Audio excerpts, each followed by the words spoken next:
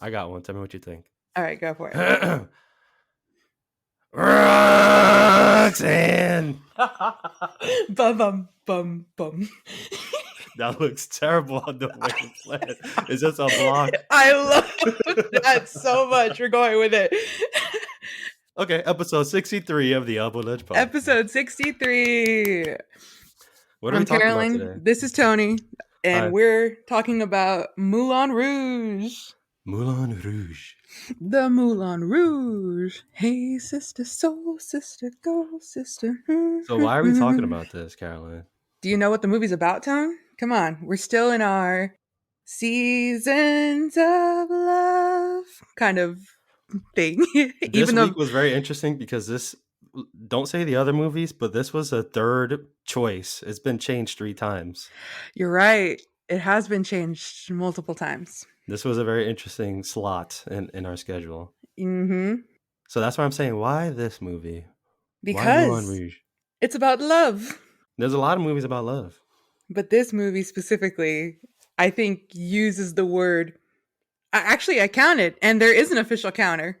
In this movie, the word love and its variations like loving, lover, love, like all that is used 143 times in the movie.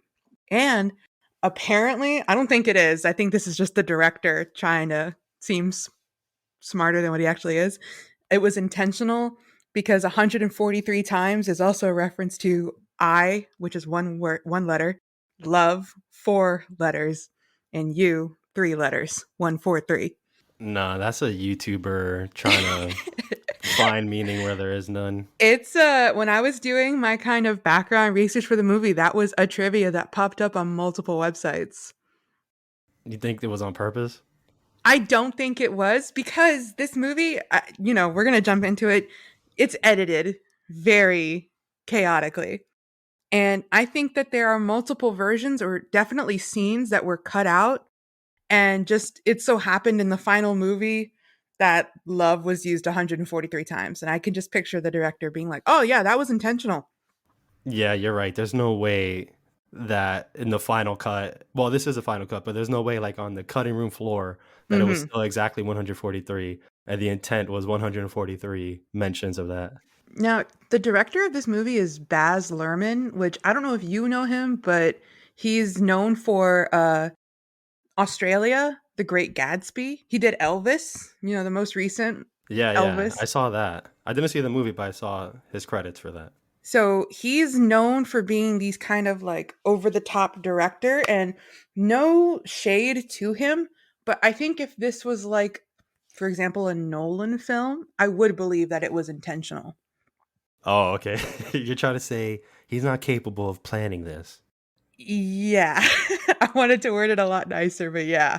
I need to lay it out simpler for, people like me who need to who's like to say it who straight. need the truth. You can't handle the truth.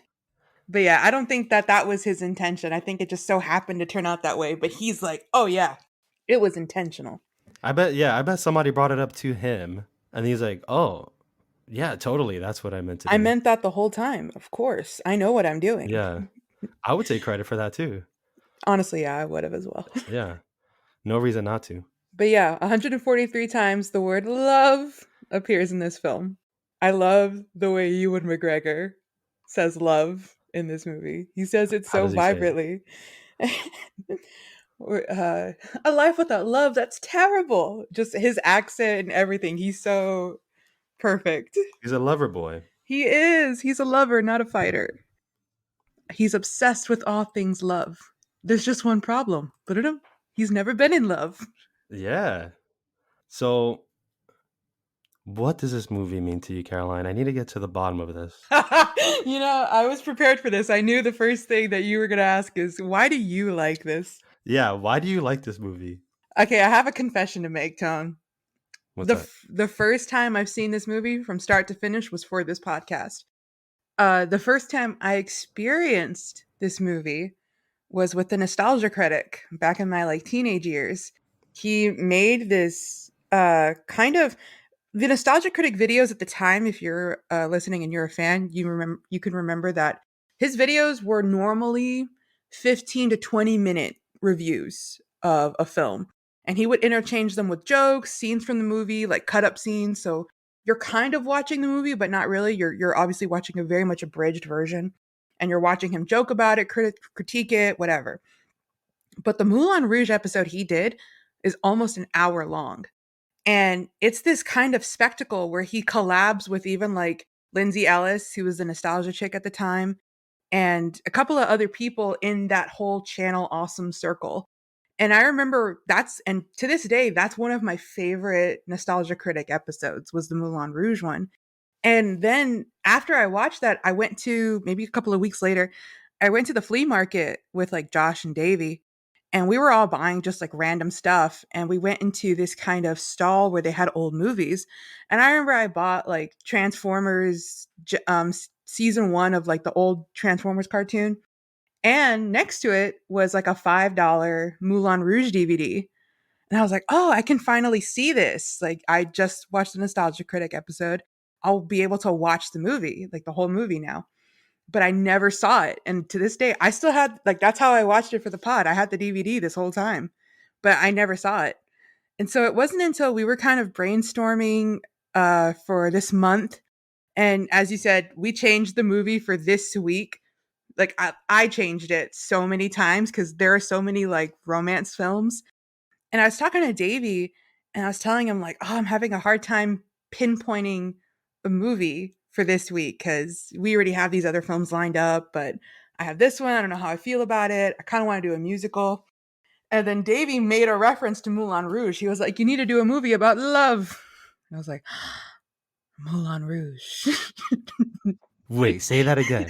Say that one more. No, the other thing. No, the other thing. No, the one before that. The other thing. So Davey see this movie? Davey inadvertently influenced me to pick this movie. Did he see the movie or did he see the Nostalgia Critic video? The Nostalgia Critic video. Has he seen the full movie now? No.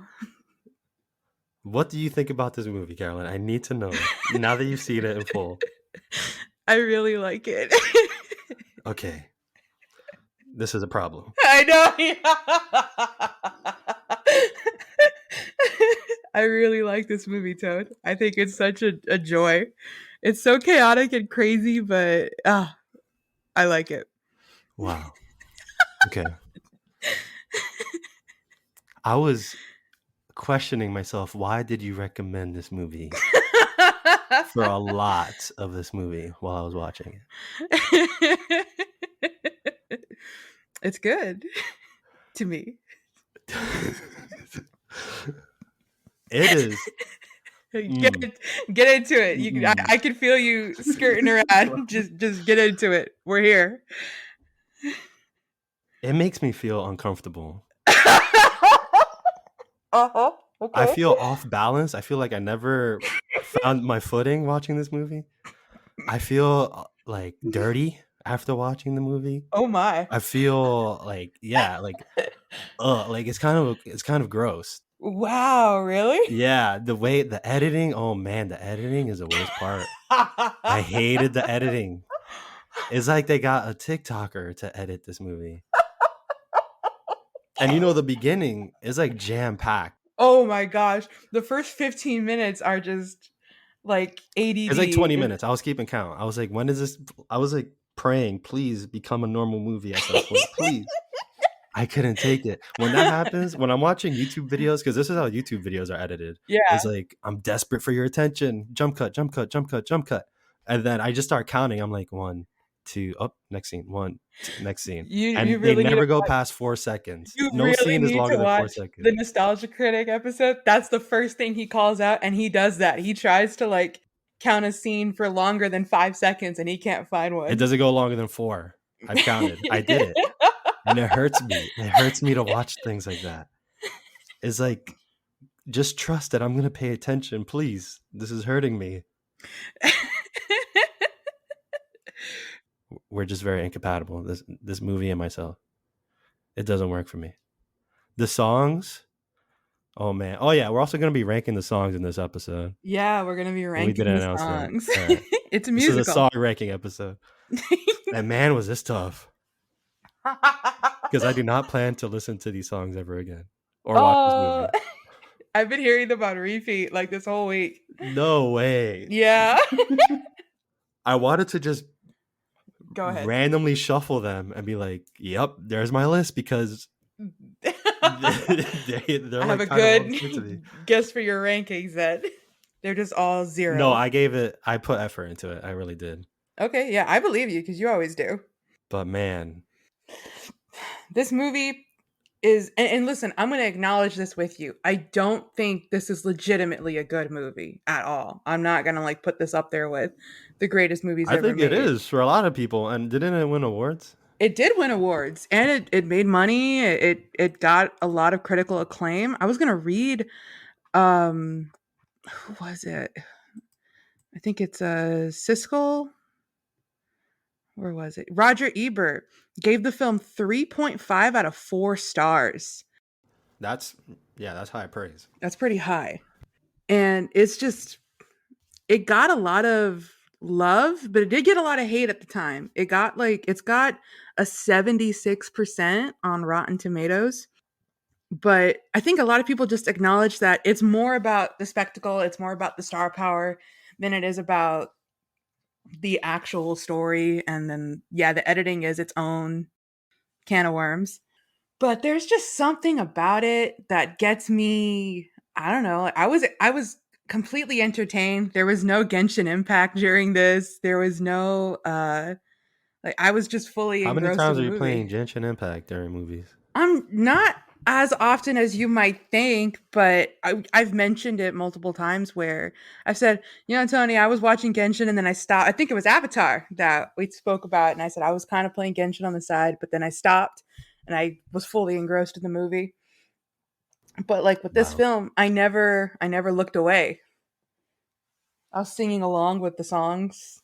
I thought there was a lot of scenes that you would find look away worthy.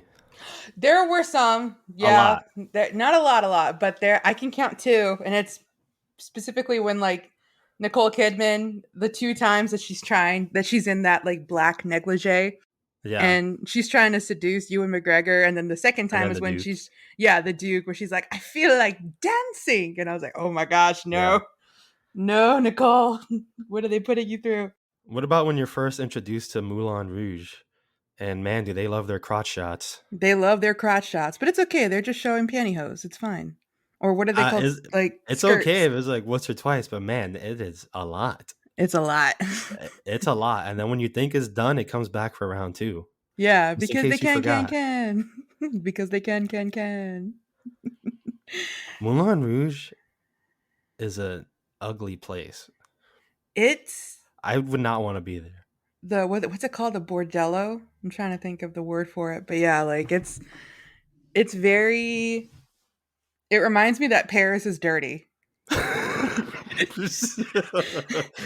All of our Paris listeners, All of our sorry. Parisians, you know where you live. You know what's up, and we're sorry that you live there. All right, keep going.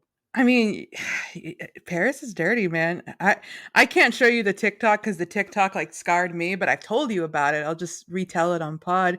Where there's like a TikTok of a girl, or she shows the Eiffel Tower, like she's in the vicinity of the Eiffel Tower. It's not as if she's super far away, like she's visiting the Eiffel Tower, and then she pans the camera around to a bench with a trash can connected to it, like one of those metal trash cans connected to it, and the trash bag, and there's like 20 rats pulling the plastic of that trash bag out so they could get into it.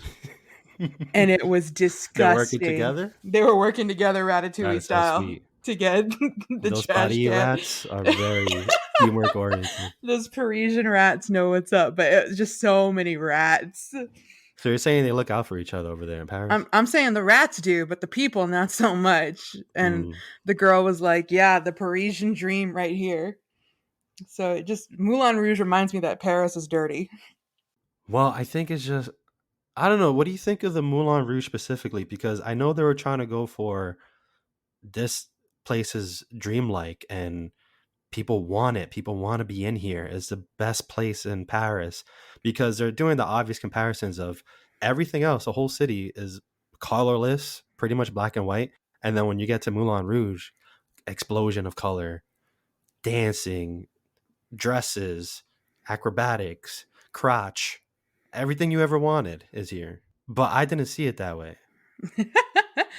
I saw it as, I think what the initial thing they're trying to go for is, because this is set in the year like 1899, Yeah. and they're trying to contrast it against like the real world where it's like kind of stiff upper lip, the stuck up, straight back, like, yeah, the colorless world. But then you go to Moulin Rouge and yeah, it's bursting with color. You can be whatever you want to be. You could be as pervy or you could be as explosive or whatever. You don't have to hide your true self here. But the way I also took it, where there's like a little bit of an underlying sadness because they're also unfortunately existing in a world where sex sells and none of them want to do that. Like Zidler and Satine don't want to be in this kind of industry. They want to open a theater. They want to be able to be expressive with their art without having to sell their body or their morals and things like that. So it's like there's a little bit of a duality there. Now, I do want to give some credit to Zidler, though. Mm-hmm. He's a pretty good showman. Zidler is a pretty good showman. The character is based on Baz Luhrmann, the director. The actor said that What? he based his like mannerisms, his talking, and everything off the director. The actor based it off of the director. The director said, "You're gonna be like me." No, the actor based it off the director. That's like Oh, in an okay. interview. That's funny. Yeah. It almost reminds me of the Grinch episode where Jim Carrey is like coaching Max the dog, and he's like, "Brilliant," Yeah, yeah. and that's like based on Ron Howard. Yep. That's kind of what this is. Okay. That's interesting. Because I like this guy. Only as a showman, though. I respect his showmanship. Yeah. I love the way he transitions into like a virgin when he starts talking about it, he's like, she's made it through the wilderness. Uh huh. Yes, she made it through. She didn't know how lost she was until she found you. And Your blushing bride. I was there like, no way. No way like a virgin's gonna play. Like a virgin. Touched for the very first time. Like a My brain was not fully virgin. activated during that scene, and it took me a while to realize. Like, huh, this sounds familiar. I kind of like it. I'm like, wait a second. Wait a second. Hold on. That's What kind me. of plagiarism is this? That's not me exactly, but that was me when you sent me the mariachi video. I was like, wait a second. I know this. The gears are turning. The Yeah, cobwebs are being ripped. exactly. They're being dusted off. I just want to shout out Zidler's showman moments that I like. Okay. So when Satine passes out and falls from her swing, Oh, yeah. Uh huh. and then he's like, okay. I actually forgot what he said, but he's like, basically the show must go on. Yeah. And then he gets everybody clapping. Like, I think he just starts like, aha, and then starts clapping, and then he gets everybody clapping.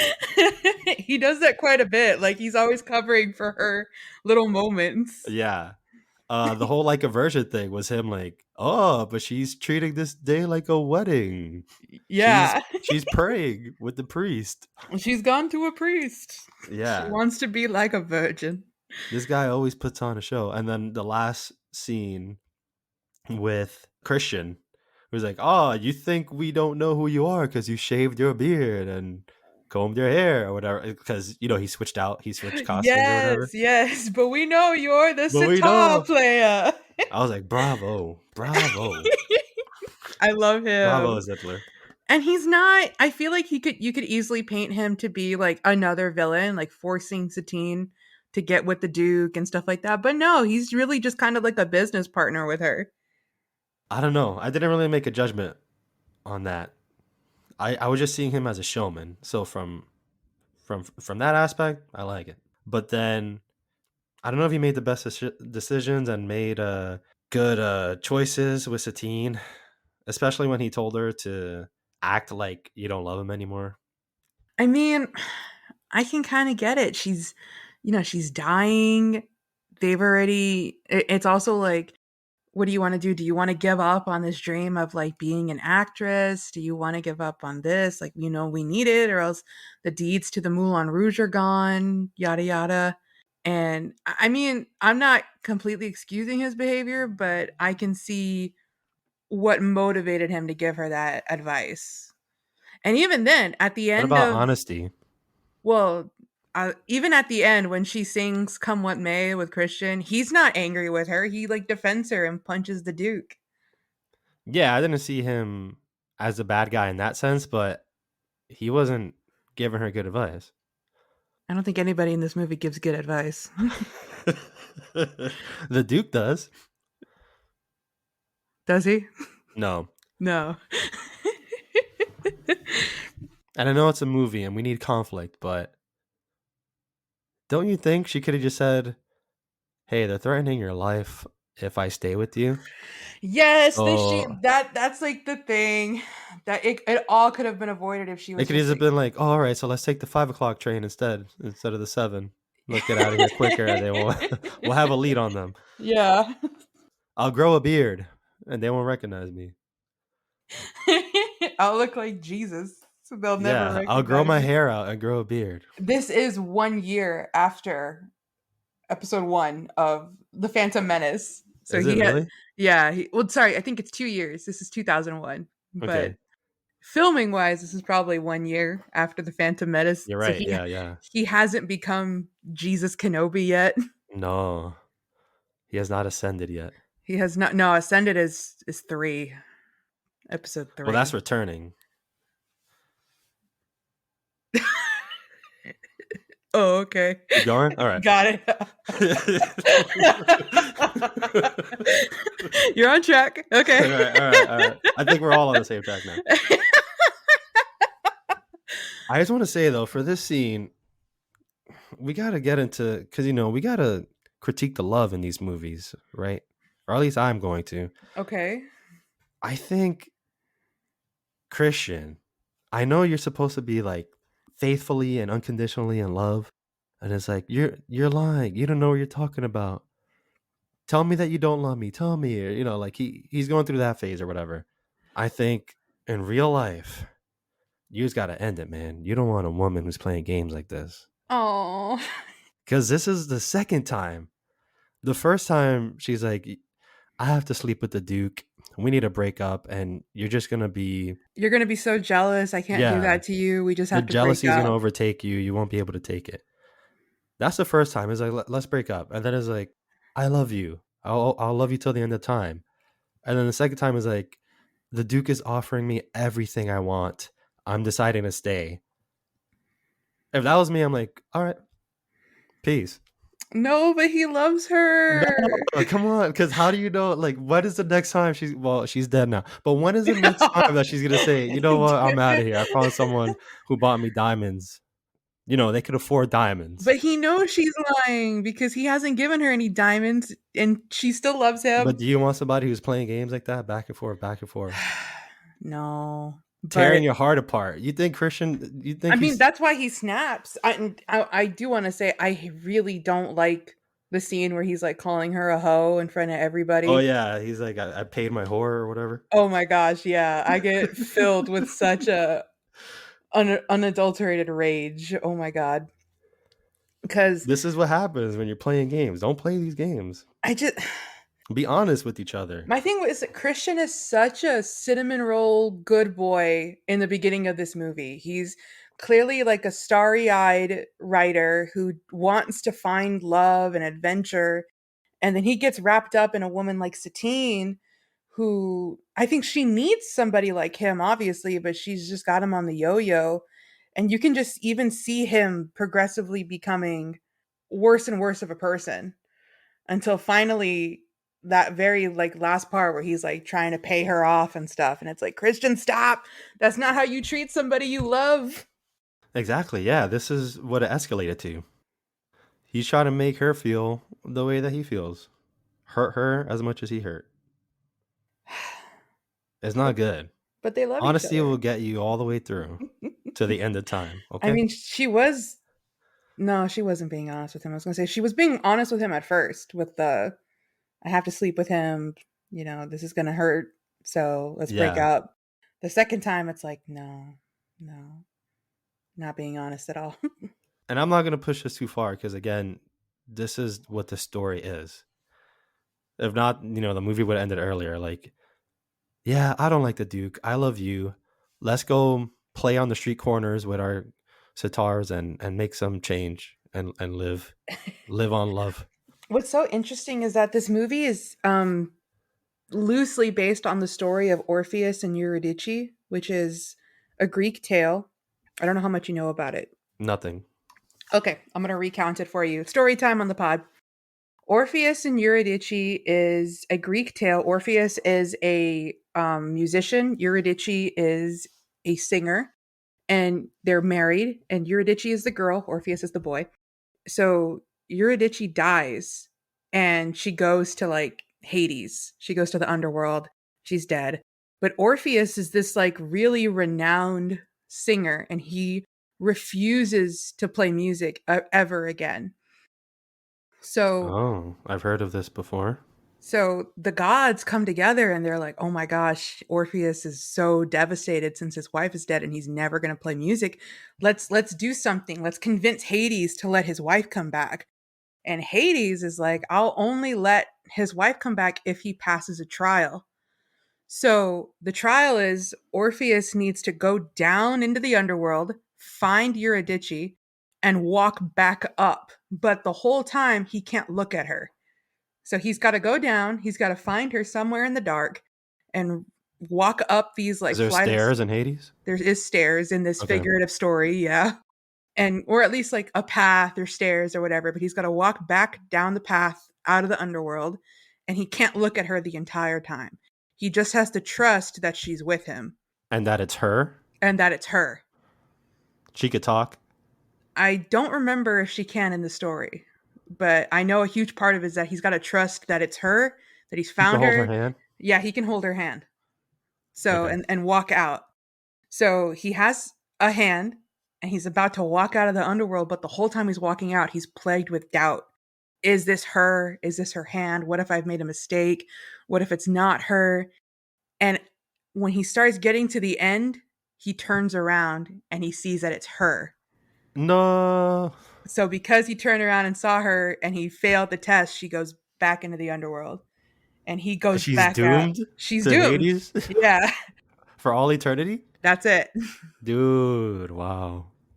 And that's kind of how the story ends in What the if tale. she kept her head down the whole time? I don't know.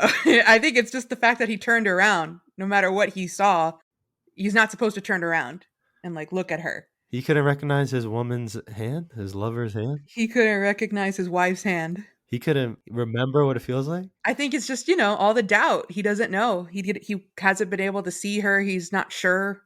It could have been another damned woman in Hades. Yeah, it could have. What if he brought her out?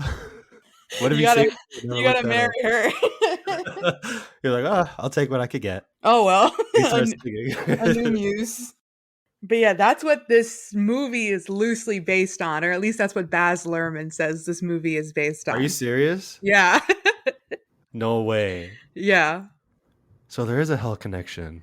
Oh my god. Yeah, you know what? Yeah, there is a hell connection to the Caroline, to the I Moulin promise I Rouge. was not going to bring this up, but I was thinking about it. Her name is Satine. Oh my gosh. I'm just saying. Satan? I'm And just Satan. and Moulin Rouge, is like the tempting place. It's And like tell me everything you ever want. It's so his alluring. his name is Christian. Come on. This is ready itself. Come on. And I'm you not know even what? gonna push on this, but I just think think I'm about it. I think I'm with you in this Are you regard. serious? Or I'll I keep think pushing on this. I think Just like Pleasure Island, in Pinocchio, yeah, uh-huh. it's like everything they ever wanted. This is what Moulin Rouge is. It's like you want the fame, you want the women, you want the diamonds, you But want at what the attention. cost? At what cost? The Duke owning you. I mean, yeah, I think you're right. It was a weird movie, Carolyn. But there's so much cool things about it. Name some of the cool things? The whole love medley is The song? the love medley, when they're singing all the songs together.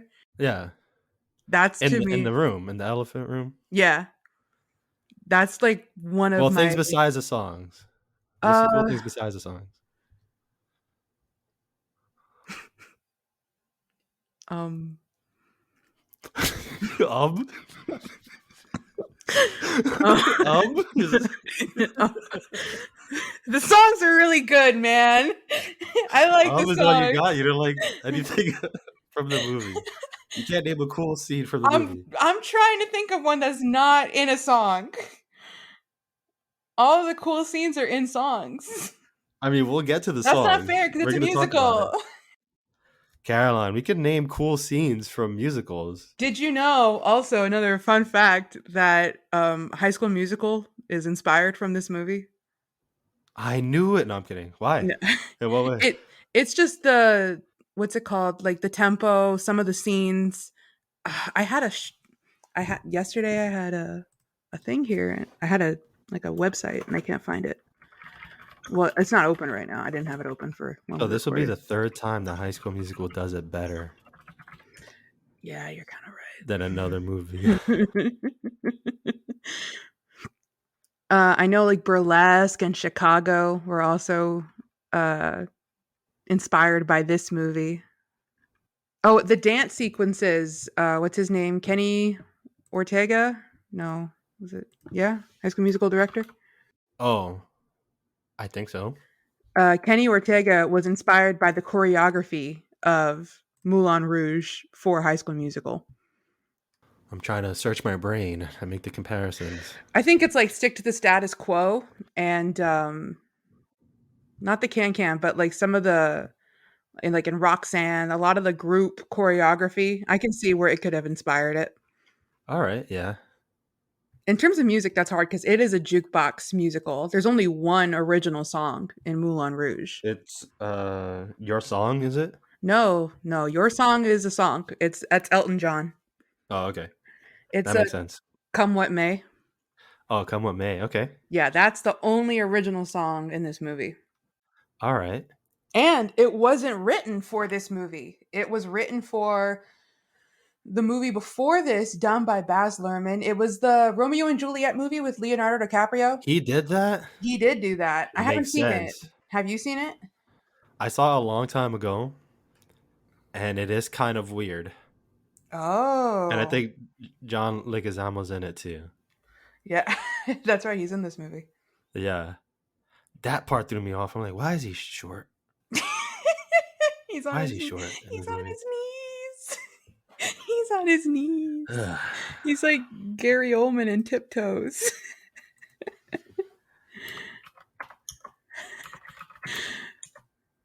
Let's see if I can find this. This is I want to give uh-huh. credit to the Duke for one thing that he You're gonna said. give credit to the Duke? Just for one thing he said. Okay. This is a scene where they're rehearsing the play and he questions why it ends that way. Why she ends up loving the penniless Sitar sitar player. player. Uh-huh. And then that's when Christian just completely blows his cover. He's like, Because "'Cause she she doesn't doesn't love love you." you. And then he goes on to explain why it should be changed. And I don't remember the exact words, but he basically says after his lust is satisfied, he'll leave her along with other things. And I'm like, you know what? He's onto something. If you What? love each other, no, not them specifically, but I'm saying if In the the only reason story. why you like each other is because you beauty, it ain't I gonna get last long. infatuation at first sight. Yeah, if that's all there is, and it won't last long. In a circumstance where it was infatuation at first sight, I would be inclined to believe you, but not for them. What It's do they got love. going on, Caroline? It's love. They're in What do they love. got? They're in love. Why? because he is attracted to her. Uh I don't know how to explain it. She like levels him out. She's the down to earth one who she even says it like love doesn't pay the bills, like I don't want to sleep on the street, but she needs like a starry-eyed precious boy because she's been treated bad her whole life. They fit, okay? Trisha's a very good singer. I get it. I mean, that's a bonus, but that's not all there is to it. Are you sure? Because I was thinking about this when she was dying. Uh-huh. Her last dying monologue, she said, "Tell our story. Yeah, Tell our story." because he's a writer. And I thought, what is her story? Their story is that they were in love.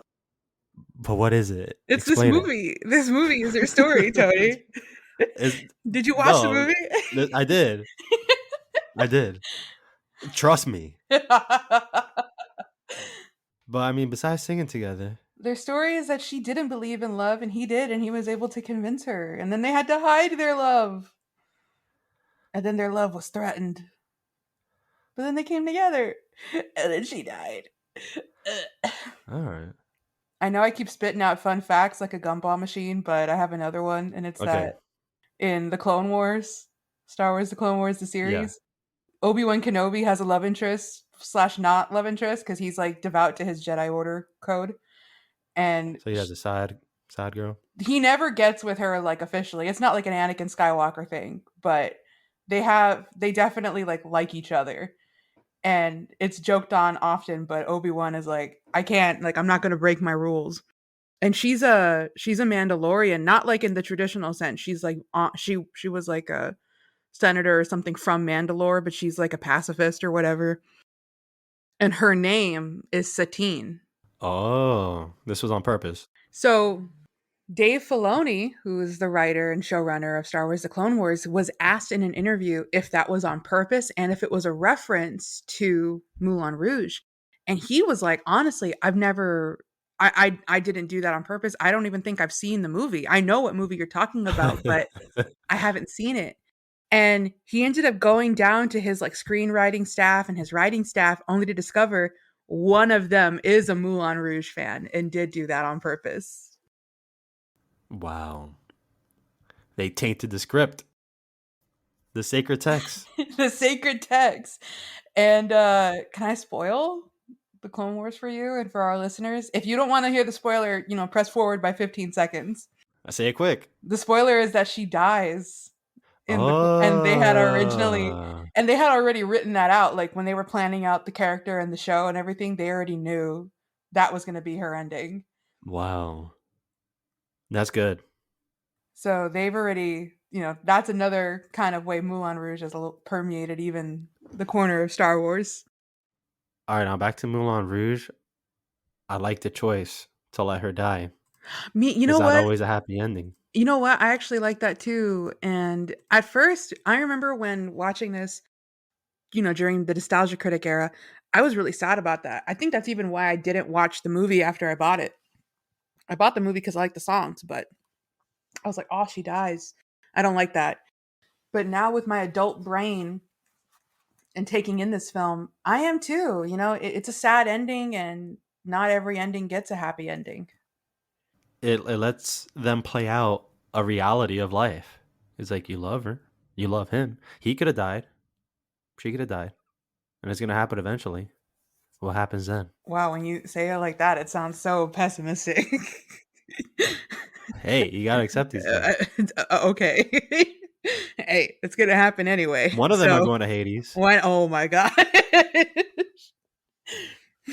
Are you going to pull them back out or what? You can't look at them. You got to just trust.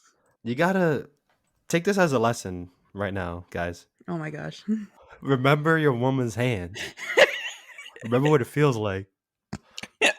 Just in case you have to save her from Hades. I apologize to all the women out there who haven't lotioned up in a while, and now your man is going to grab your woman's ashy hands. Oh my God. And remember what it feels like.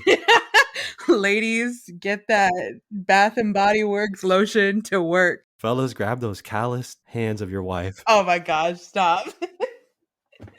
You're making me want to, you know what? Yeah, I'm gonna. You're gonna lotion up. Don't do that. Don't do that. Don't do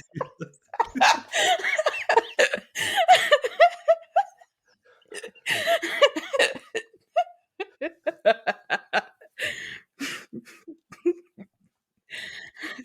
Do you want to guess the two actors that were originally tagged Yeah, to I'd rather play do this? anything than talk about what you just did.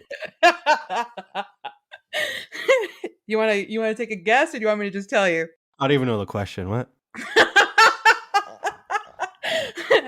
The two actors who were originally slated to play the main characters. Oh, okay. Let me think. 2000 and what? One. One? Mhm. Brad Pitt, Angelina Jolie. No. Okay. No, they got to be able to sing. Can you tell me the first letters of their names? Okay, for the girl, it's C, and C and for the guy, it's H. H. Oh, I'm not gonna know. Yeah, but that threw me off Catherine more. Zeta-Jones Oh, cool. and She could sing? Heath Ledger. Oh, wow. That would have been fun. Other actors who auditioned for the role and were turned down for the role of Christian was Hugh Jackman, Jake Oh, Gyllenhaal, oh, and Ronan Keating, who doesn't ring a bell for me. I'm sorry, everybody who's a I don't know Ronan who that Keating is. fan. For Satine, she had a little bit longer list, but I'll say the notable ones: Kate Winslet, Hilary Swank, Renee Zellweger, and Drew Barrymore. Nice. Good choices. So I they think were. this movie would have been fine either way. Casting we had now, casting any one of those, it would have been fine. I agree, but Because the Nicole, editing would have still been horrendous. I think that I love Ewan McGregor, but I really think like Hugh Jackman could have hit it out of the park as well. The one that I'll stand by is Nicole Kidman. I think she is perfect as Satine. I don't think any of these other actresses could have come close to what we got than with her. Whoa. I think she does it really well. She just had the whole look, ensemble, the way she was able to kind of portray a. I really like her in the love medley where she's kind of flip flopping in her don't love love slash love love kind of thing. She's able to come off authentic no matter what. And then the way she does Diamonds Are a Girl's Best Friend is just oof. Hmm. I think she's phenomenal in this movie. You're just reminding me of that whole elephant room scene. It was so annoying. When I was watching it and I was cringing, Davey had come in to tell me something and he watched a little bit of it with me. And Perfect timing. I was cringing and I was telling Davey, like, oh my gosh, I have to look away. And then Davey looked at me and went, I bet you Tony will find it funny. And I was like, I don't know, man. That's not always a hit for hit of me cringing so hard and looking away and he finds it funny. He But said he never looked away. I meant like during the songs. Here we go. No, I found it mostly annoying. I'm like, Christian, get out of there, man. I Don't know, you right? get it? He's like Run staying behind out. the But it's for table. comedic impact. It was At not least funny. I know it wasn't, but I'm saying that's It what they was, were intending I it for. know. They wanted attention. They wanted the comedy. They got none of it. I do feel like the tone changes quite a bit. You can cut the movie into three different parts, and there's like three different editing styles. The first 30 minutes are TikTok, YouTube. TikTok, and then we get into like your song and the medley where it's like, okay, all right, we're slowing down a little bit. Yeah. And then it's like, oh no, then the Duke comes in and it's like, ba ba ba ba. But then we start getting into this like play planning phase, and it's like another kind of editing style in movie. And then we get into Satine, you're dying. Yeah, I even forgot about that. I don't know if it was Yeah, just me, but I don't think it was brought up for a long enough time for me to forget. And then she's walking out the door, and it's how you said it. It's like, you're dying. I feel like that's intentional because from the very beginning, or from the first time we see her after her sparkling diamond song, and then she faints, and you're like, oh, something's wrong with her. And you see people are attending to her, you see she's sick, she's coughing and stuff like that, and you'll see that a little periodically. But once she like falls in love with Christian and they're kind of hiding their love, you forget about it too. And I feel like that's kind of the point, is that she's forgetting about her sickness as well because she's wrapped up in love. And then it hits you in the end where it's like you're dying, and it's like, oh crap, she is dying. What do you think it was? In the movie they call it consumption. I don't remember that. Okay. So it's uh supposed to have a deeper meaning? I don't know. I'm gonna look it up. Consumption, overconsumption. Tuberculosis. Oh, She has TB. oh. So they just said consumption to. For it to represent something else? It was historically called consumption in the 1900s, but it Oh, later okay. became known as TB, as Interesting. tuberculosis. Yeah. They're being historically accurate. Okay. Yeah, for the illnesses. Okay. Okay. All right. That's pretty good. So In go ahead. I was gonna say, so you can't think of any cool scenes outside the songs, but what about anything notable? The I don't want to get you upset, but I'm going to have to. The TikTok editing in the beginning is pretty funny. That's because you're a Zoomer. No, I'm not. I'm not a Zoomer. You love I'm a TikTok. millennial. That's why you No. find it funny. You know what? The other day, I had a very, very stark realization that I might be a Zoomer because hear me out. I was playing a video game. Which one? Don't worry about it. Which one? I was playing a video game and What's it about? on my iPad was a game that has like an auto play feature. So I had on my iPad a mobile game with an autoplay feature and YouTube minimized with a podcast. And then my phone was also up on a mobile game with an autoplay feature. And I looked around at my setup and I was like, this In is the your most dark, dim room, shut up. 3 a.m. And I was 18 missed calls from all of your friends and family concerned. text messages. 20 text messages saying, "Hey, dinner's ready. Hey, where are you? Hey, want to hang out tomorrow? Hey, are you okay? Hey, I haven't seen you in 3 weeks." Hey girl, how are you? And I looked around my setup and I thought, oh my god, this is such a Zoomer setup. What have I become? What? Yeah, Did you look at yourself in the mirror? it was like a what have I become?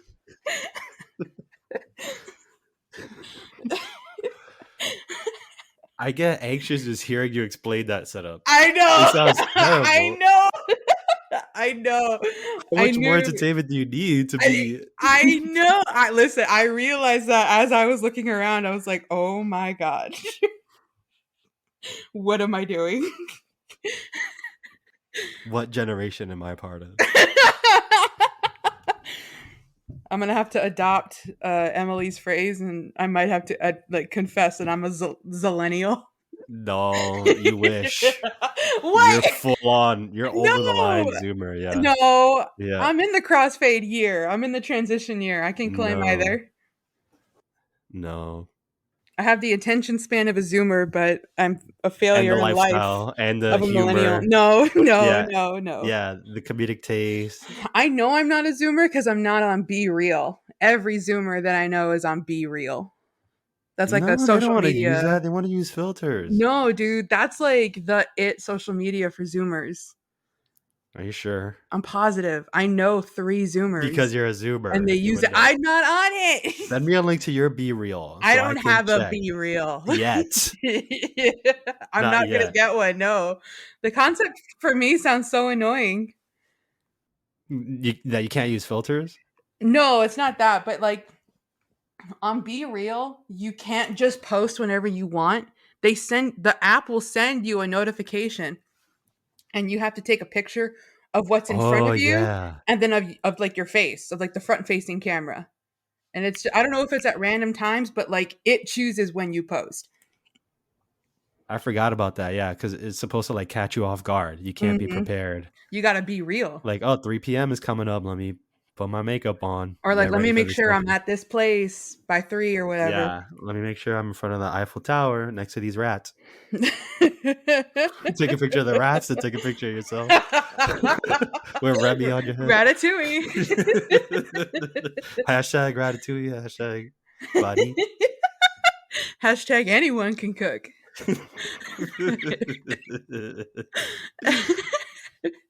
I would not like Be Real. I feel like it would just be endless photos of me at my desk. You at your desk. The first picture is a picture of your TV, your iPad, and your phone No. all open. And then the second picture is a selfie. Let's go.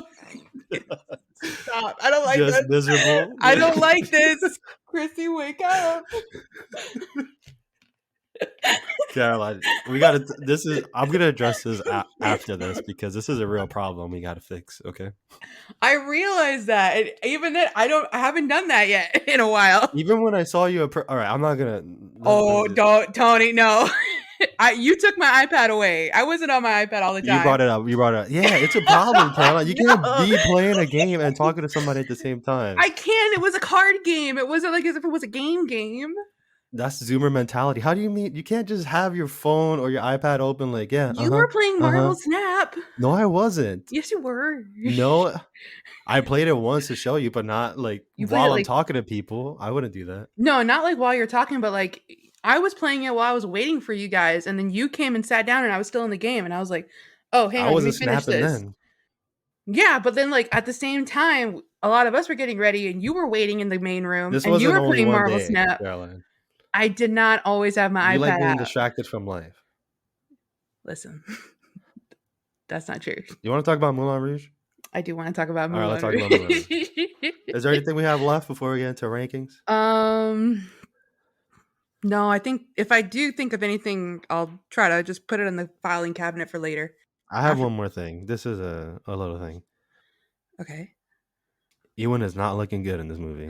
You take that back. He is That's looking a bad. no, I He's looking completely pretty bad. disagree. I think he's so cute in this movie. Not peak cuteness. Wrong. He's not episode 3 Obi-Wan Kenobi, but he's still adorable in this film.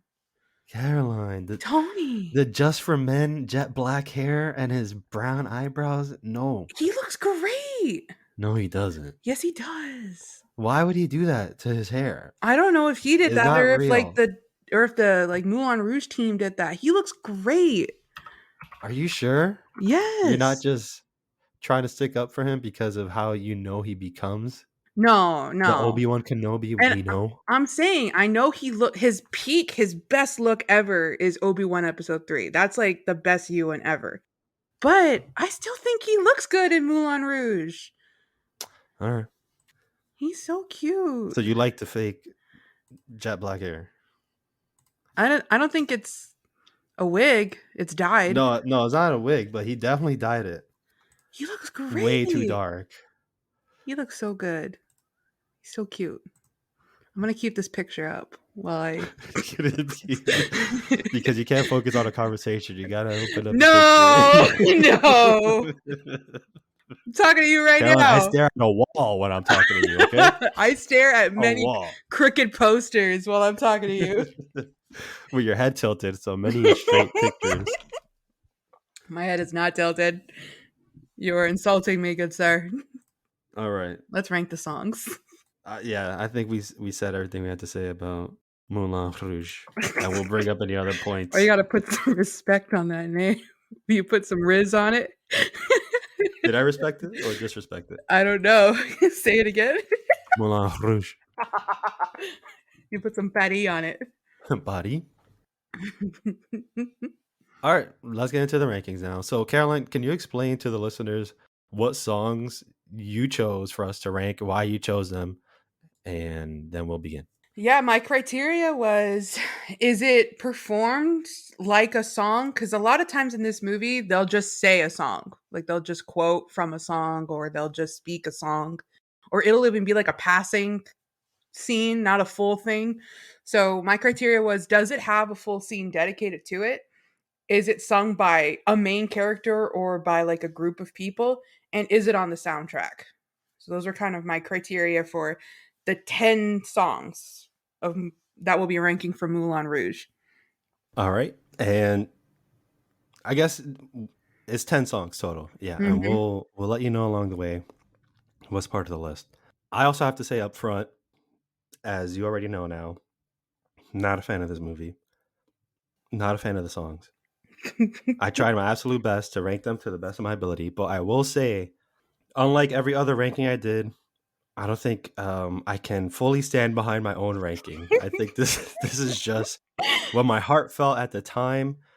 I cannot say this is a definitive ranking for this movie. I think we could definitely go off of Caroline's, and Caroline's list is the official elbow nudge ranking for Moulin Rouge. Okay? So whatever you hear from me, here's how I did my list. I used my ranking engine, Oh, which okay. I always use, Yeah. and it pulls up 2 songs at a time, and it just says which one you think is better. Click on that one. Okay, next 2 songs, which one you think is better? Click, click, click until you're literally like knocking them out and is like deciding, okay, so you like this one the best and this one the least. So Yeah. that's what I have here. Okay.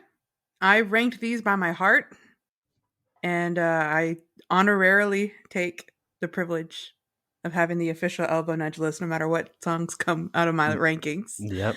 I want to I trust your give list. the inverse opinion. I think all of these songs are good. I love all of them. There's no bad song for me in this list. Okay. So number 10, I'll start it off. It's Like a Virgin. I knew it. When we spoke about this yesterday. But I don't dislike it. I just don't like it as much as the other ones. I think it's so funny though, the way he's like a virgin. Touched for the very Very first first time. time. I also like this might I could get canceled for this among our friends. The song is kind of gay. It's What? like How? Oh, never because mind. Yeah, I know. this, this whole scene, the whole scene of it is really gay. And I was Is it when the Duke becomes Dracula at the end? Or? Yeah, well, that's definitely part of it, but I was watching it and I was thinking, wait, is he singing?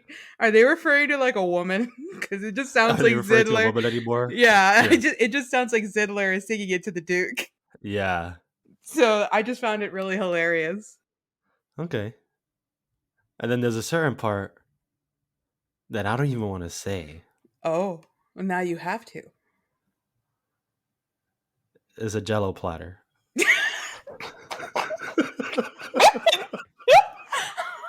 All right, enough said. And I'm like, Caroline, really? You like this movie? I When I was do. watching it, I'm like, dang, this movie is so gross. I've seen grosser. Nah, I don't think so. And I'm I'm thinking about it. This has a lot. It's It has funny. a lot. I have to take a shower after I saw the movie. I think I did take a shower after I watched it, but that's just See, your my soul nightly knew that you had to be routine. purified. I had to pray. I had to go see a priest. It was your wedding night after all. I made it through the Your wilderness. blushing bride. She's made it through the wilderness. How else does it go? Like she's beaten and something. Yeah, yeah.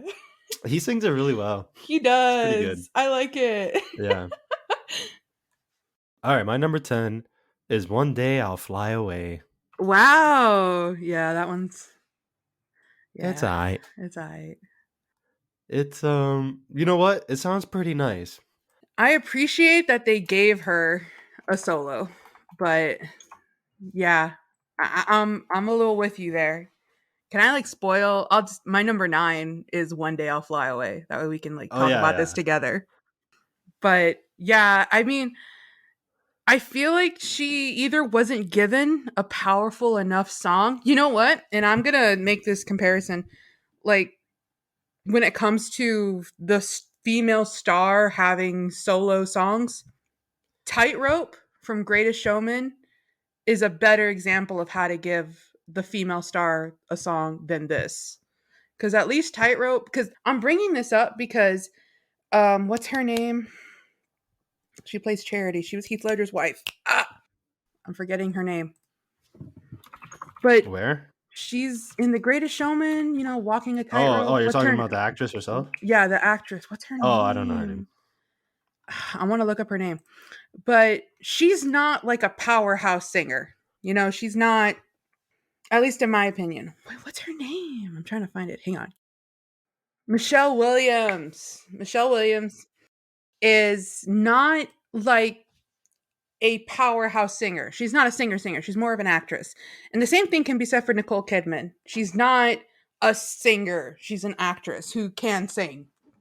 But I feel like the song that they gave her, One Day I'll Fly Away, doesn't have even any kind of like emotional weight or value. If you wanted to find like a jukebox music, I know it's a jukebox musical, so they were kind of limited in what they could find for her. You have to find an existing song, but I feel like even then it doesn't match.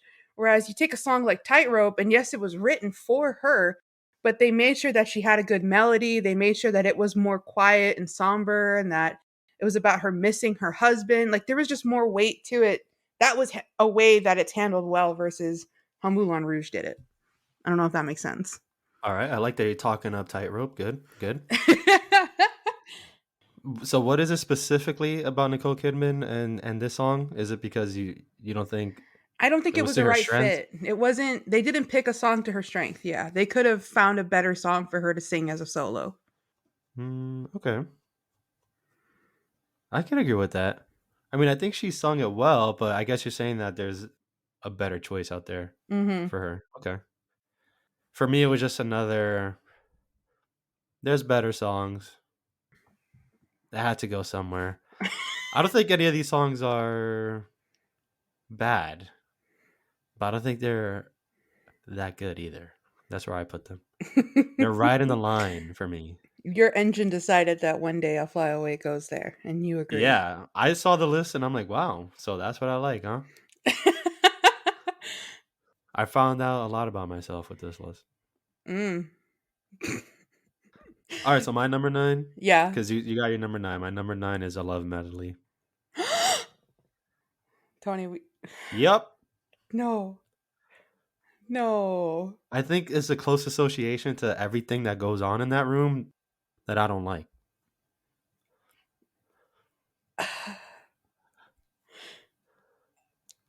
You don't like it because it's in the elephant room?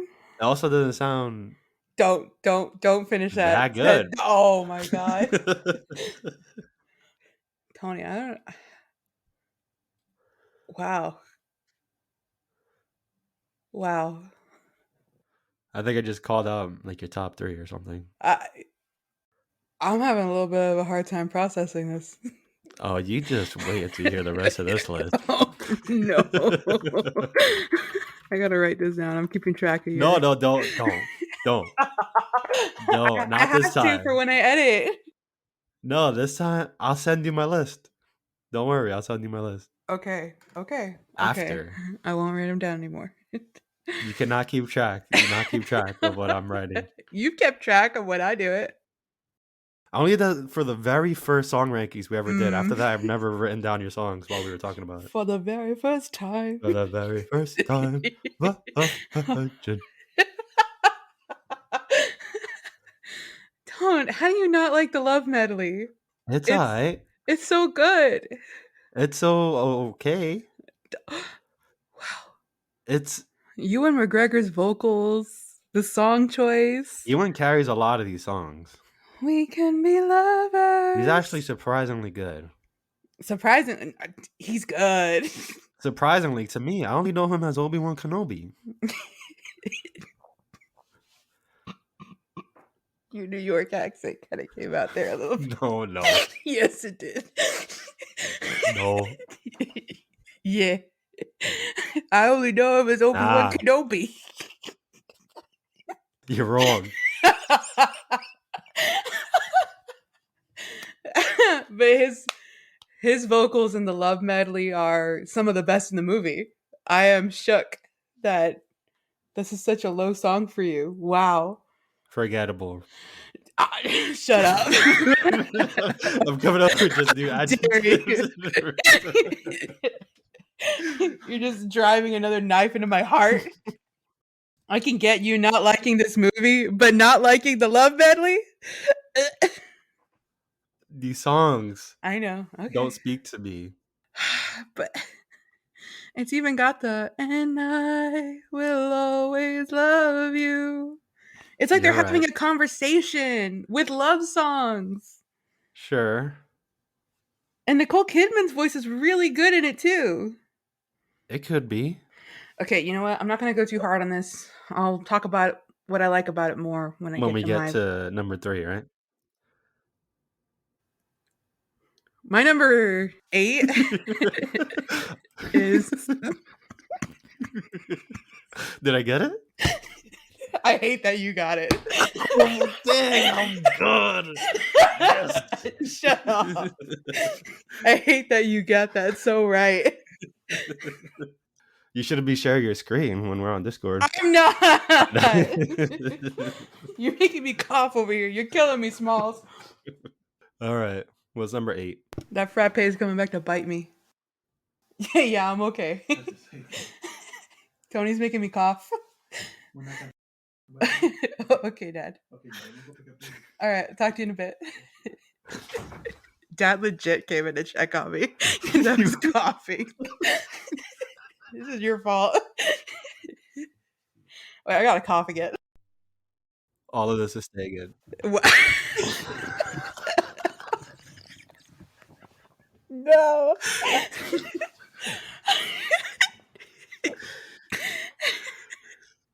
My number 8 is Lady Marmalade. I feel like I need to apologize because my ranking is just gonna be so. I can't defend these movies, or I can't even.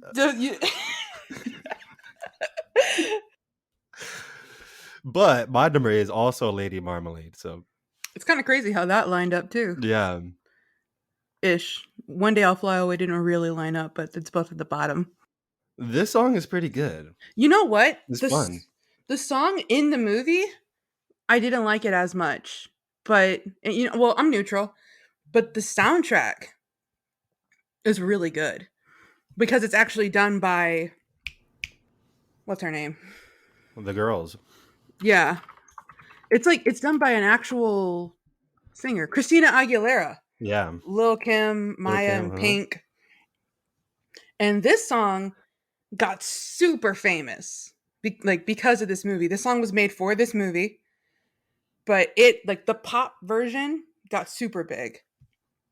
And that version is really good, but the one in the movie, Zidler does it really funnily, but that whole scene is just so chaotic and crazy. I can't even really defend the scene where this song comes out in because it's just a lot of this. What I don't like is that it's lazy in its shots because it's so. You would think that if it was so overly edited, it would at least include different shots. But I swear we must have seen the not Pennywise person. Like they had orange hair and clown makeup. We must have seen that person 5 times. That shot yes. 5 times. And that's just when it's over edited on its own, I can be okay with that. But when it's over edited to hide laziness, I can't excuse that. And so this whole sequence I can respect that actually. No. Reverse shots, invert shots of the same shot. Make one shot be 6 shots. No. Save time, save money, make budget. Gosh. Are you Trivago now? Hotel Trivago. No, but this is the crotch shot song, right? The crotch shot, yeah. With all the crotch. Yeah. How many times do you say crotch? Crotch. Yeah, I didn't like that. I'm like, I get it.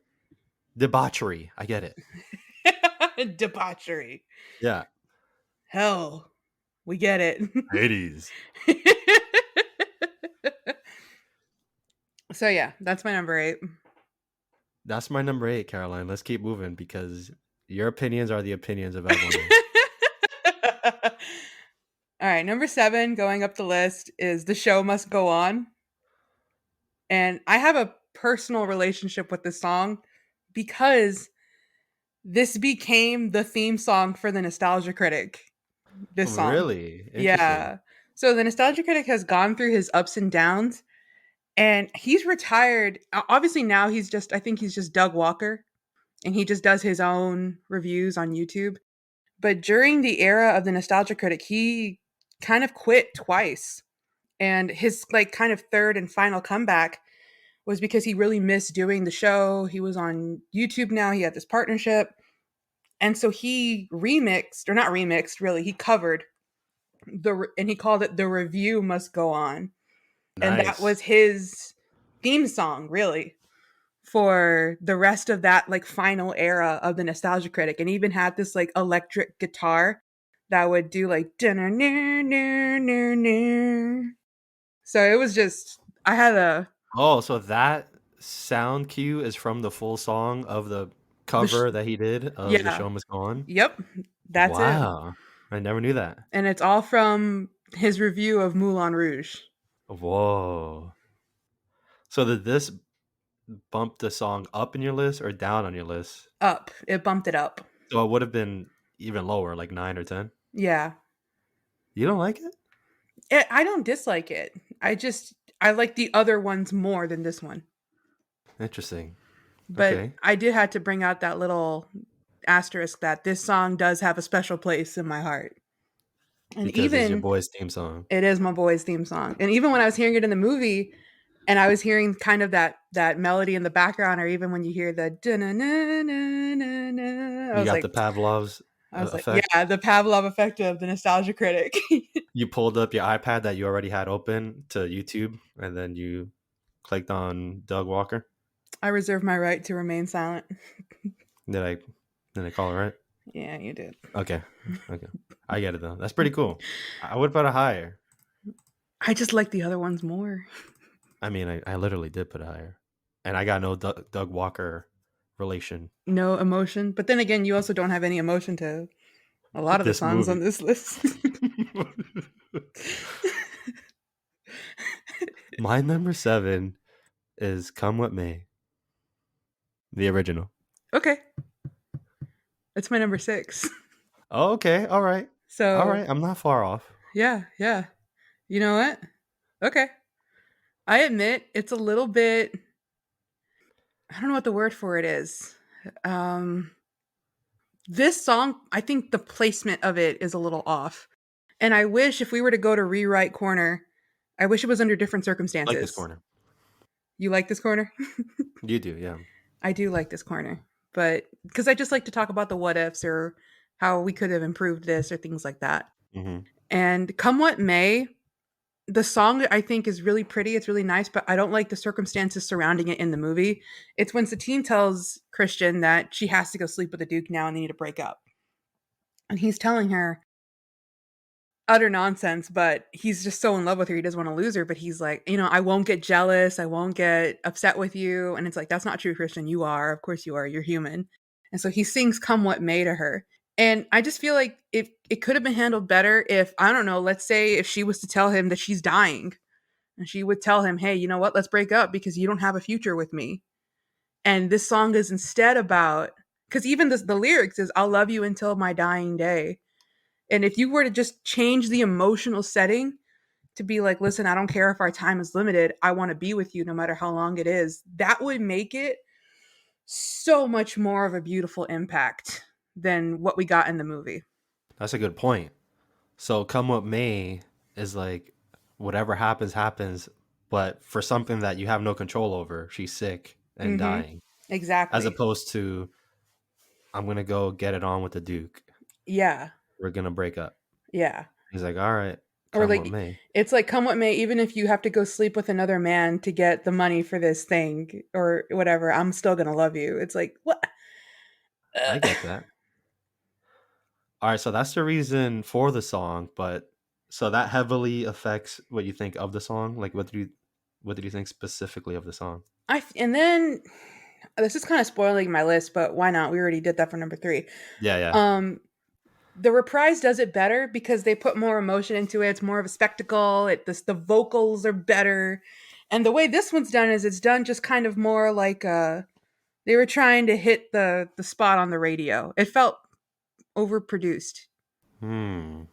You've brought this up before. I have, yeah. You don't like radio songs, do you? Not in musicals, Okay. which is funny because this is a jukebox musical. So Yeah. these are So all already radio radio songs. song. Yeah. But it's done like the come what may, and that's it. Like that's how he sings the rest of this song. Whereas in the reprise, it's I can't mimic it because he does it really good, but his vocals are Oh just yeah, there's a boom. lot of emotion. The reprise is obviously higher in my list, but yeah, the emotion that comes with that song.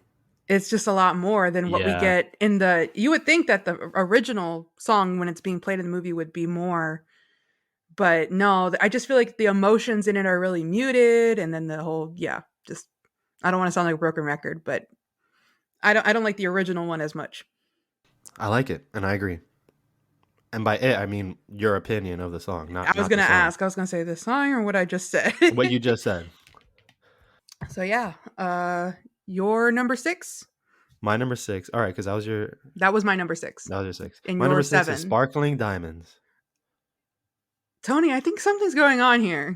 What happened? That's my number 5. Oh, all Something's right. all right. All right. Okay. Interesting. Okay. Interesting. The only thing I like about this song, and you know what? I put it pretty high because I do like the spectacle around it, but the song itself, I do love that she's like, "But diamonds are a girl's best friend." That's a perfect intro for her. I like the theme of the song. I like that it's in the Moulin Rouge and it's all like, ooh, fantasy and everything you want. So it's cool and fitting. I like the one line that I can't remember directly, but it's like, men get cold and women get old.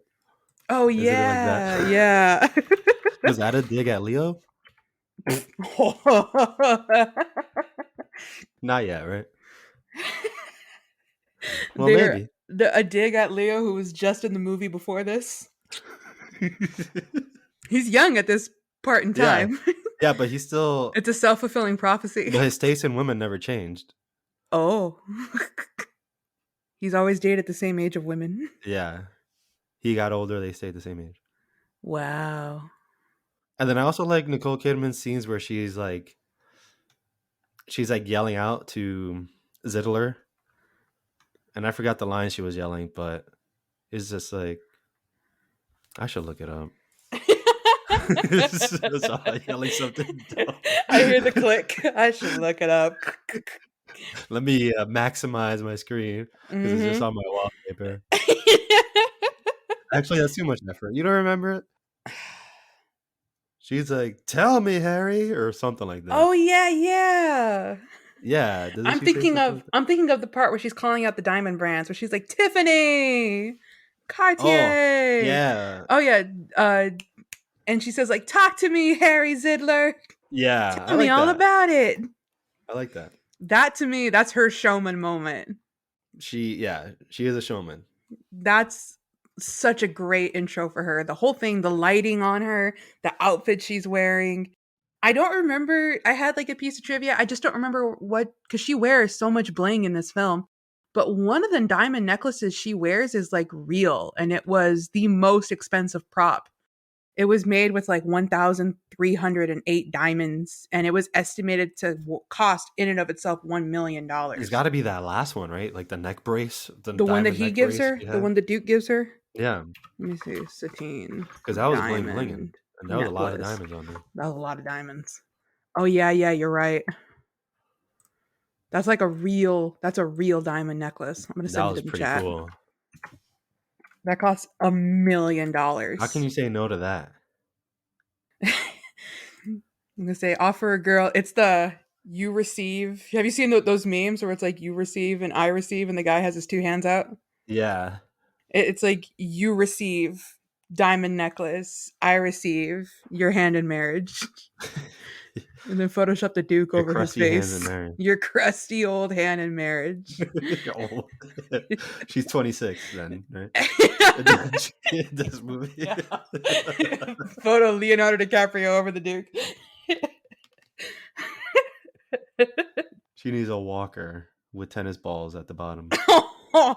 You know what? She did break her back, or she broke a rib, I think, during What? Sparkling Diamonds, because she's on a like a trapeze. What's it called? A harness. Oh, And I think she broke her ribs while doing one of the stunts. And the scene where she says like, and you know, she's being surrounded by the girls because she's changing, and she's there with Zidler and they're talking, and he's like, the Duke's here, and if you seduce him you'll get enough money, and she's like, a real actress. She's Yogi the Bear was in the room with her? that's my impression of Zidler. that's, that's The my Duke is here. that's what he sounds like. He just did it You perfectly. get enough money. Yeah, the Moulin Rouge. Satine, where'd you get those diamonds? Satine. I really can't distinct. You sound like Zidler. In your mind, I, those two are the same voice. yeah.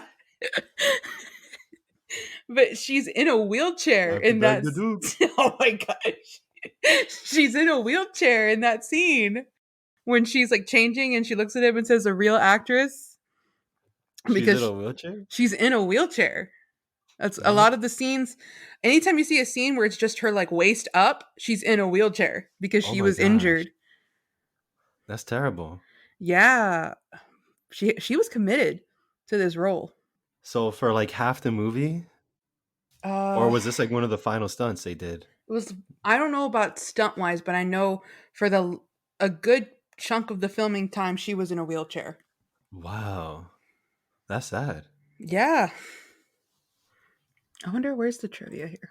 So she should have chosen the Duke then, because he could support her. Oh my gosh, that's not the moral of this. What? Oh, filming was halted for 2 weeks after Nicole Kidman fractured two ribs and injured her knee while rehearsing a dance routine. Many of the Ah, scenes where she is seen only from the chest up, including the real actress moment, were shot while she was in a wheelchair. wow. Wow, poor thing. But she finished it. She did it. The That's show must go on, the as some might show say. must go on. That was her song. She should have sung that. On with the show. I was actually thinking before they said that she was sick Hmm. and dying, I thought the first time she fainted, I thought she had like her corset on too tight or something. Oh, like Elizabeth Swan? No. Swan. It is Yeah, Swan, isn't it? it is Swan, like our I girl was like, no, Bella. that's Bella. I'm like, no, They're both okay. Yeah, swans. interesting how that works. Yeah. All But right. yeah, like Elizabeth Swan in Pirates. Yeah. All right, here we go. Number 5. You're number 5. The show must go on. Okay. All right. I like that. Are we just applauding?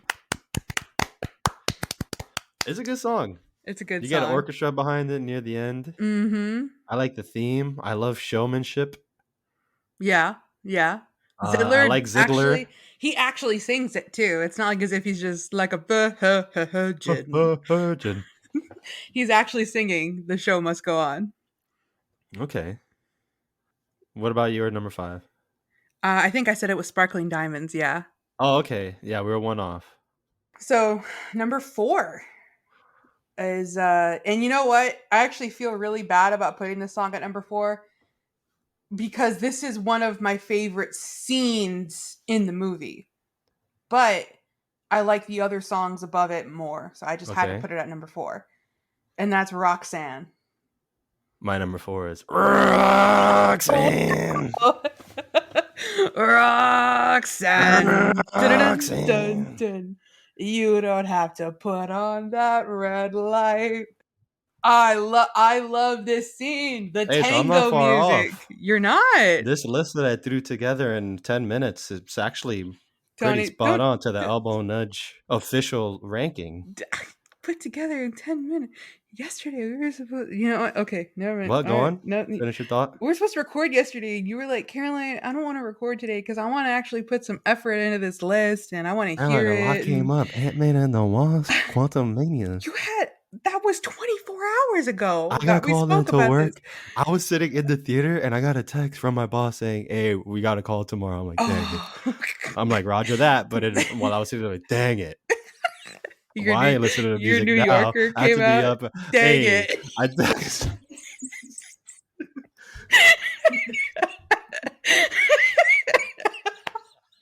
a lot came up, all right? I didn't have time. Including the New Yorker. Yeah. Time was my Okay. greatest enemy.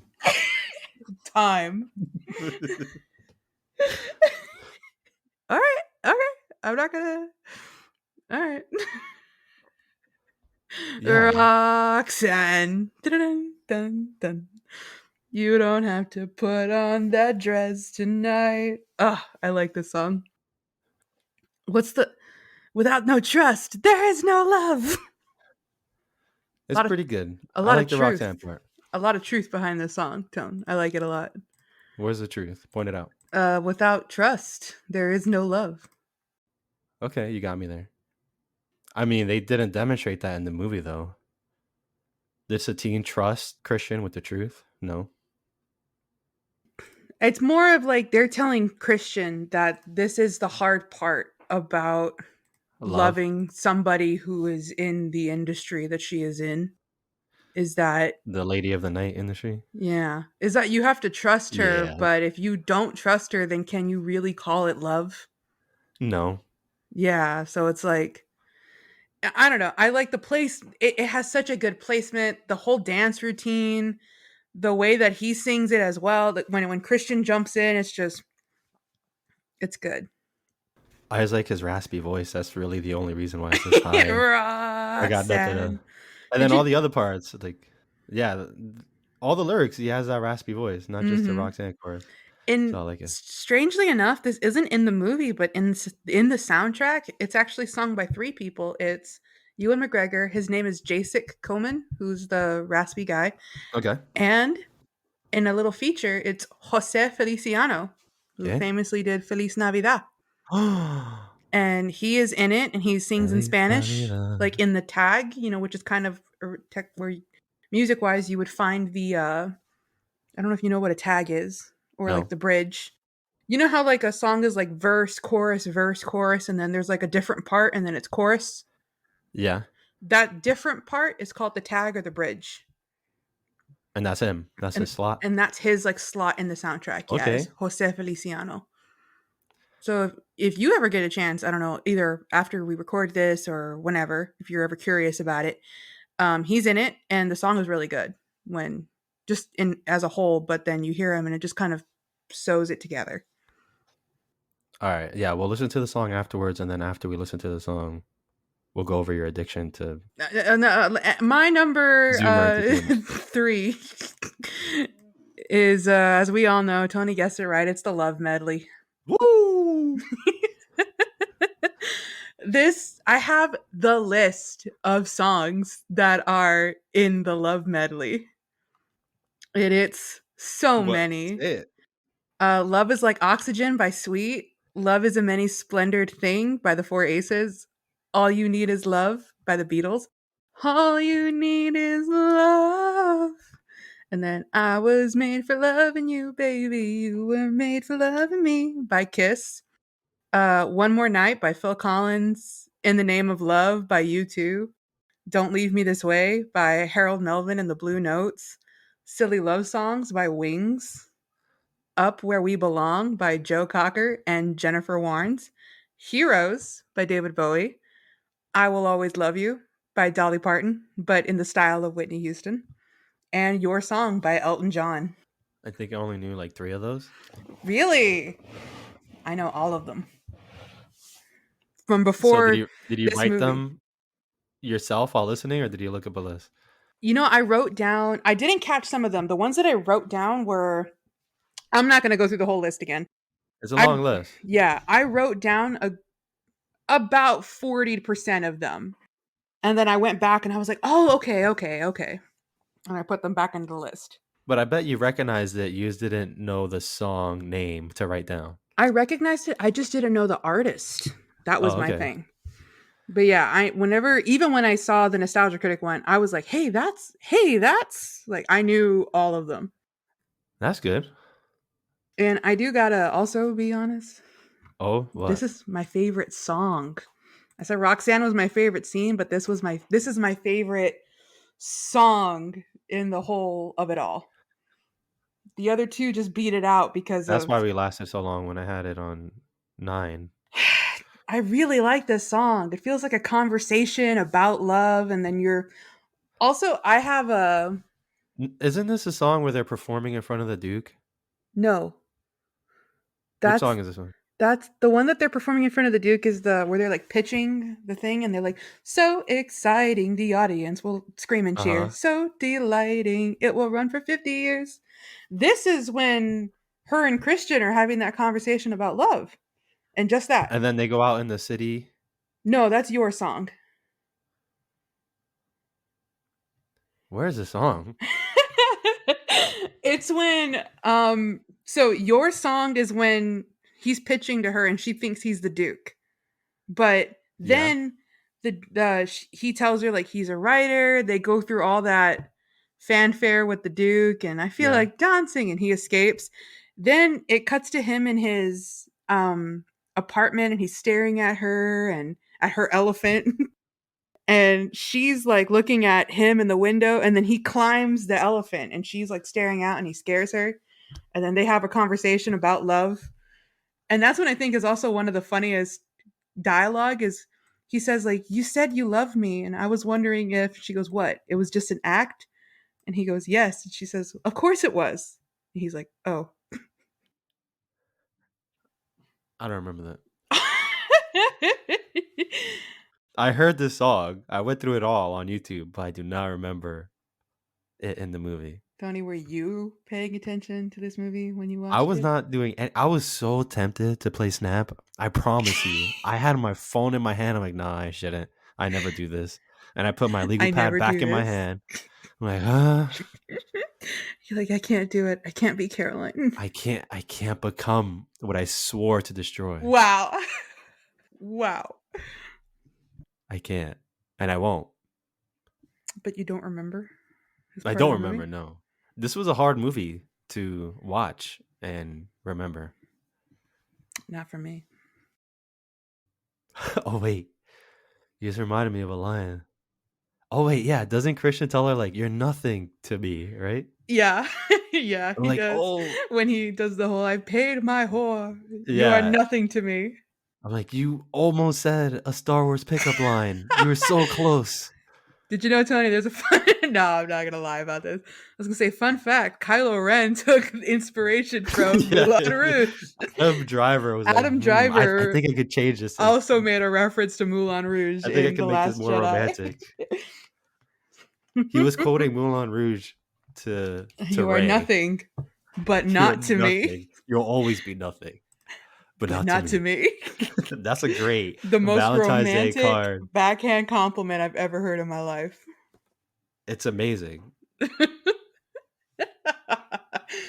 There was a dang. I wish I could remember them all now, but it's basically is a meme saying like the four horsemen of Star Wars pickup lines. Oh, I think I It is saw that one. that. Is like, "Are you an angel?" It's like, "I hate sand." Was the fourth one,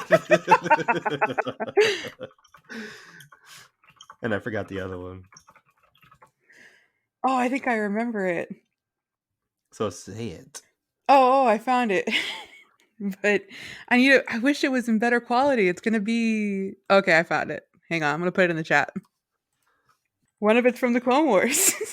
Oh, that's literally yeah. I remembered it exactly. The four horsemen of flirting in Star Wars. After all these years, you're even more beautiful than ever. That's like a legit one. Aww. That's and that's Obi-Wan. That is Obi-Wan. He's got the only legit one. Han Solo's the best one. Admit it. Sometimes you think I'm all right. Admit it. That would actually work. She So, like made out with him after that. yeah, can you disagree with that statement? I can't. Sometimes you think I'm all right. Like, well, I guess you're not wrong. She like 20 minutes earlier in the movie, she was asking him to stay. So yeah. And then Kylo's, you come from nothing.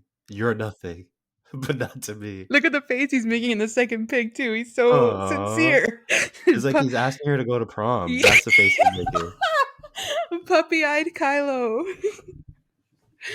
I don't like sand. I don't like sand. That's the most epic one. It should have been the "Are you an angel?" You were on the Yeah, right track how with that are you one. an angel not on here? How is that not here? Are you an angel? Are you an angel?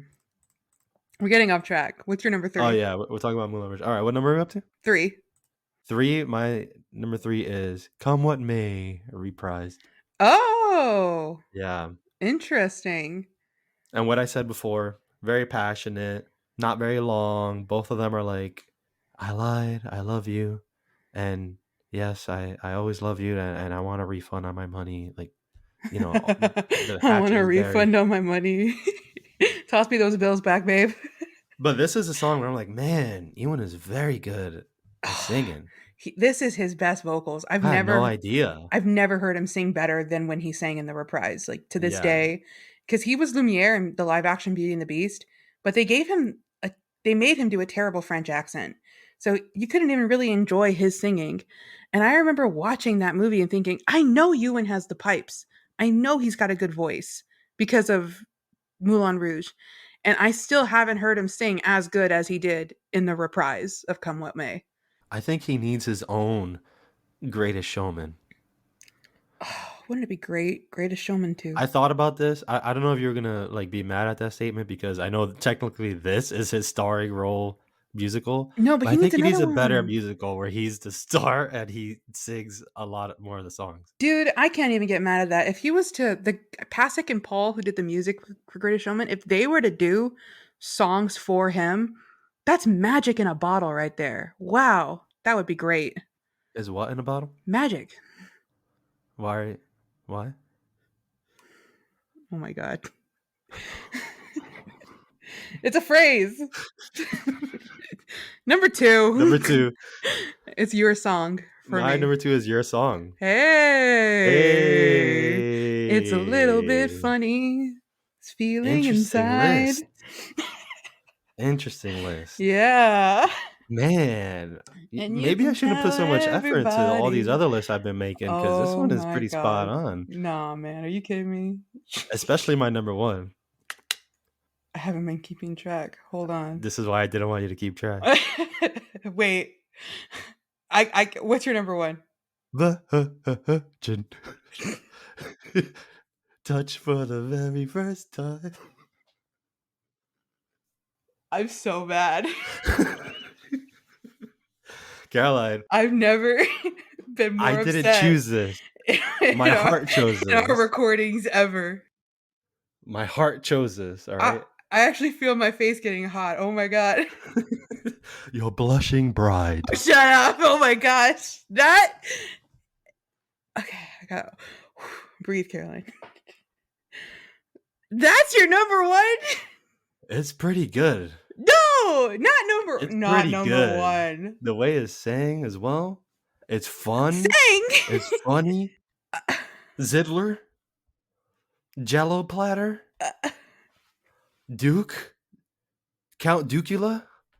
I am face palming harder than I've ever face palmed in my Do life. you need any more reasons? Oh, yeah, a lot. Great vocals. Great song to sample or whatever you call it now. Plagiarize. Cover. Cover. Okay. Oh So my good. god. Even Weird Al parried it like a surgeon. Oh my god. I What? rest my case. No! Oh my gosh, Tone. There are some legitimately beautiful songs in this movie, and your number one is Like a Virgin? I know you want it to be too. What? I was the only one with the strong enough will to put it as my number one. No, absolutely not. Yes. It's my number 10. You were scared of it. Search your feelings. My number one is You know Come what What to be May, doing. Reprise, the actually best sung song in this movie. That's only like 2 minutes. That's enough. That's a song. All right. Oh my gosh, you just took the wind out of my sails. Let's talk about your song. We didn't give it enough credit. Oh, your song. Okay. I'm like a version? You want me to list them off again? I'm like, Oh no, go great God, vocals, no. No. Jello platter, No. Oh god. Dukula. After all that, after like this movie is gross. It's number one on my list. I have to take a It is shower after gross. watching it. It's It is number one gross. on my list. Oh my goodness. It doesn't change that it's gross. I gotta still rank them. Honestly. Oh my goodness. I'm in shock. I am completely in shock. I'm all like I'm speechless. I don't know how to process this. This is like the furthest, most opposite songs we've ever had on our list. 1 and 10. I'm When you said your number 10 is like a version, I looked at my number 1. I'm like, well, here we go.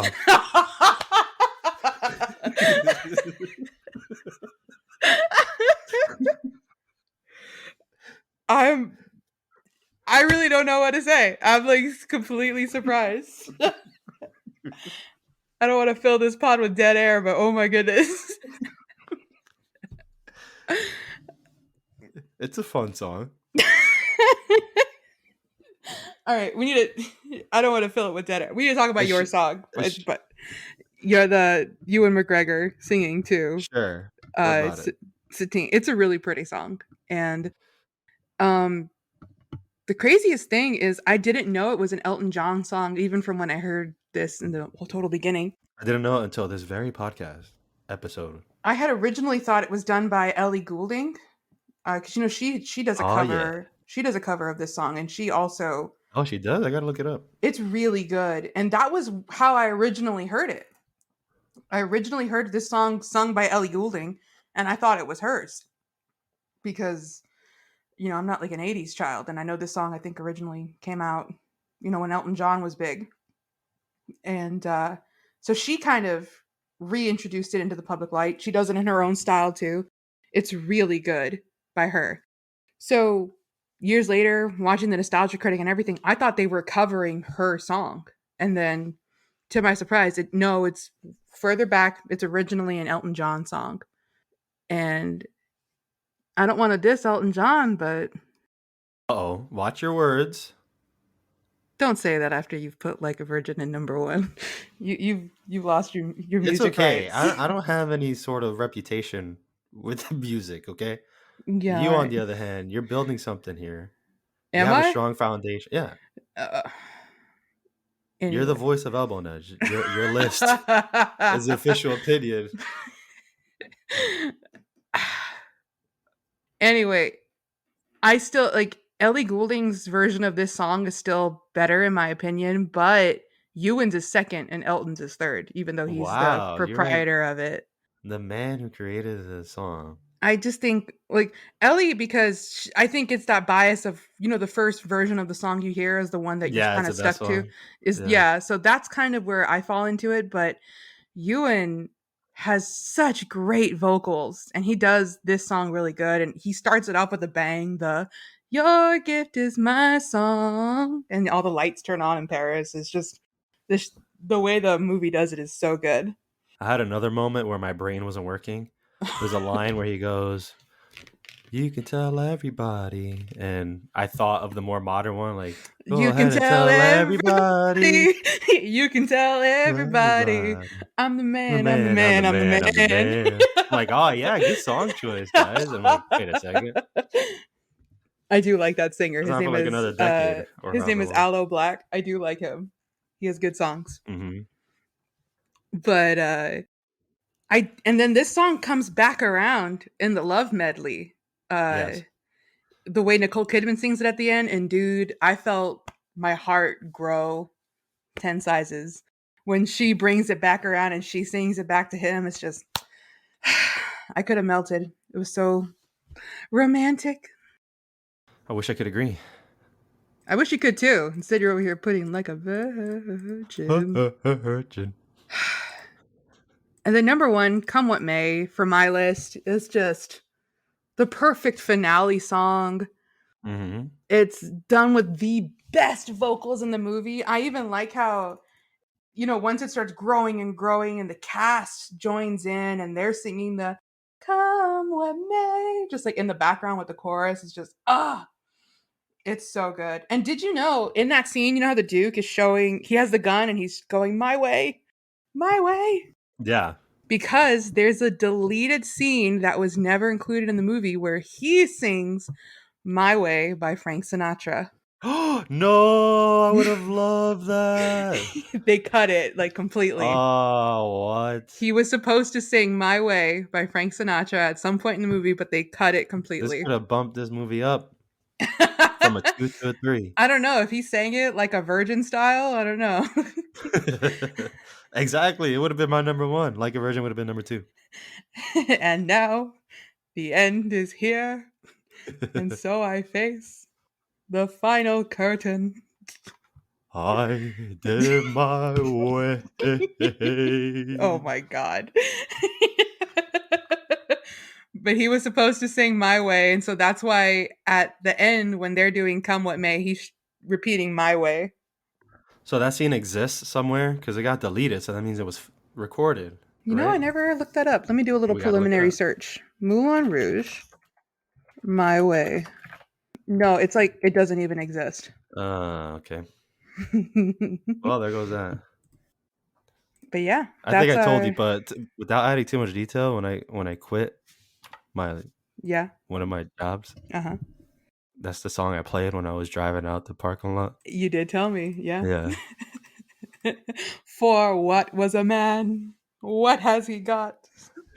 If not If not himself, himself, then he he has has not. got.